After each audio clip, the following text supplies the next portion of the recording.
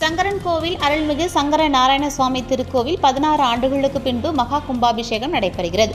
தென்காசி மாவட்டம் சங்கரன்கோவில் அருள்மிகு சங்கர நாராயண சுவாமி திருக்கோவில் தென் தமிழகத்தில் மிகவும் பிரசித்தி பெற்ற சிவஸ்தலமாகும். இக்கோவிலில் கடந்த 2008ஆம் ஆண்டு குடமுழுக்கு நன்னீராட்டு விழா நடைபெற்றது.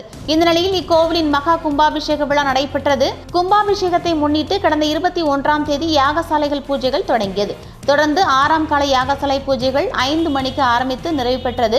யாகசாலையில் பூஜிக்கப்பட்ட புனித நீர் அடங்கிய கடம் 8 மணிக்கு புறப்பட்டு சிவாச்சாரியர்கள் புனித நீர் அடங்கிய கடங்களை தலையில் சுமந்தவாறு வேத பண்டிதர்கள் வேத மந்திரம் முழங்க, ஓதுவ மூர்த்திகள் திருமுறை பாராயணம் செய்ய, மேலதாள மங்கள வாத்தியங்கள் முழங்க கோவிலை சுற்றி வலம் வந்து கோபுரங்களை அடைந்தனர்.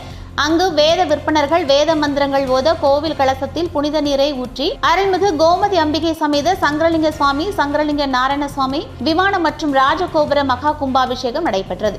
அதனைத் தொடர்ந்து கோமதி அம்மன், சங்கரலிங்க சுவாமி, சங்கர நாராயண சுவாமி மூலவருக்கு உற்சவ மூர்த்திக்கும் மகா கும்பாபிஷேகம் நடைபெற்றது. பின்னர் மூலவர் சன்னதியில் மூலவருக்கு சிறப்பு அலங்காரம் செய்யப்பட்டு பூஜைகள் செய்யப்பட்டு மகா தீபாரதனை காண்பிக்கப்பட்டது.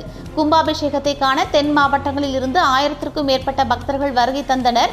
இந்நிகழ்ச்சியில் அமைச்சர் பெருமக்கள், நகரின் முக்கிய பிரமுகர்கள், அரசு துறை சார்ந்த ஊழியர்கள், கோவில் நிர்வாகத்தினர் திரளானோர் பங்கேற்றனர். கும்பாபிஷேக பெருவிழாவை முன்னிட்டு சுமார் 1000க்கும் மேற்பட்ட காவல்துறையினர் குவிக்கப்பட்டு பாதுகாப்பு பணியில் ஈடுபடுத்தப்பட்டனர்.